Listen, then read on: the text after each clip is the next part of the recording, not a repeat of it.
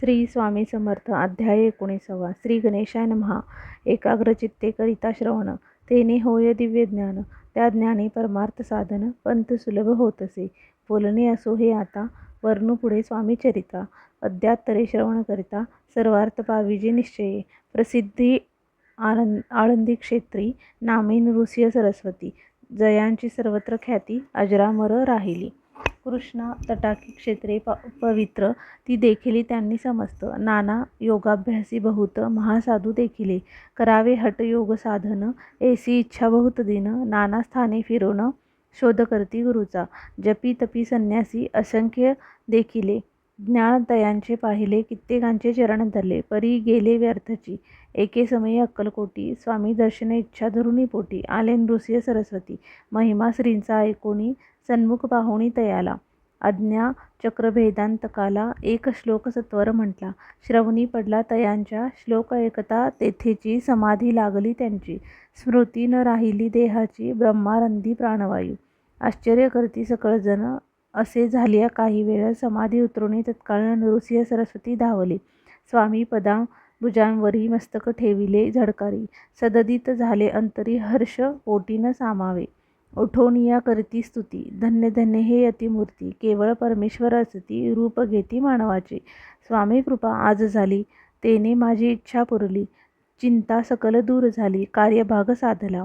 असे नृसिंह सरस्वती आळंदी क्षेत्री परतो न येती. तेथेची वास्तव करती. सिद्धी प्रसन्न जयाला, बहुत धर्मकृत्ये केली. दूर दूर कीर्ती गेली.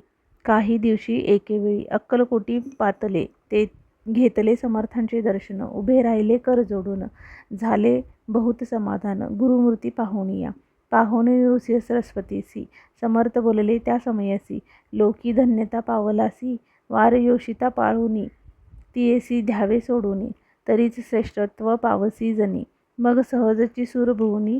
अंती जाशी सुखाने, ऐकोनी समर्थांची वाणी. आश्चर्य वाटले सकली मनी, नृसिंह सरस्वती स्वामी असोनी.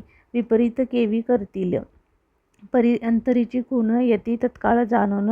पाहू लागले अधोवदन, शब्द एक न बोलवे. असो तेव्हापासून सिद्धी दिधली सोडूनी.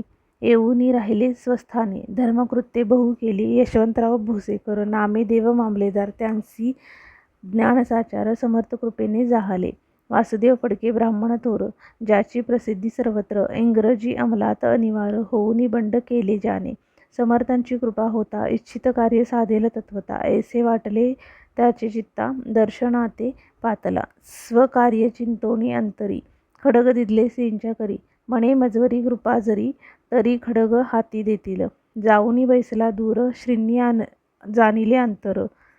त्यांचे पाहुणी कर्म घोर, राजद्रोह मानसी.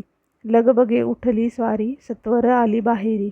तरवडाचे झाडावरी तलवार दिली टाकोणी. कार्य आपण योजिले, ते शेवटा न जाय भले. ऐसे समर्थ दर्शविले, म्हणूनी न दिले खडग करी. परी तो अभिमानी पुरुष, खडग घेऊनी तैसेच आला परत स्वस्थानास. झेंडा उभारला बंडाचा, त्यांत त्यासी यश न आले. सर्व हेतू निष्फळ झाले. शेवटी परी पत्य भोगले, कष्ट गेले व्यर्थची. असो स्वामींचे भक्त, तात्या भोसले विख्यात. राहती अक्कलकोटात, राजाश्रित सरदार.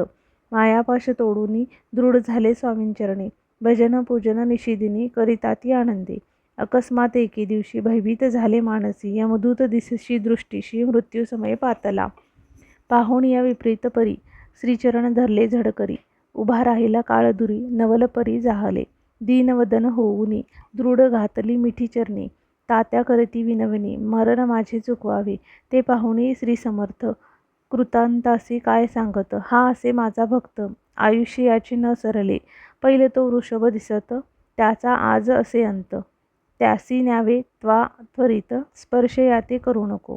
ऐसे समर्थ बोलले, तोची नवल वर्तले. तत्काळ वृषभाचे प्राण गेले, धरणे पडले कलेवर.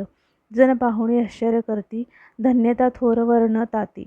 बैलाप्रती दिधली मुक्ती, मरण चुकले तात्यांचे. ऐशा लीला असंख्य, वर्णू जाता वाढेल ग्रंथ. हे स्वामी चरित्र सारामृत. चरित्र सार मात्र येथे. इति श्री स्वामी चरित्र सारामृत. नाना प्राकृत कथा समंत, सदा परिसोद प्रेमळ भक्त. 19वा अध्याय. गोड हा श्रीरस्तु शुभम भवतु. श्री स्वामी समर्थ.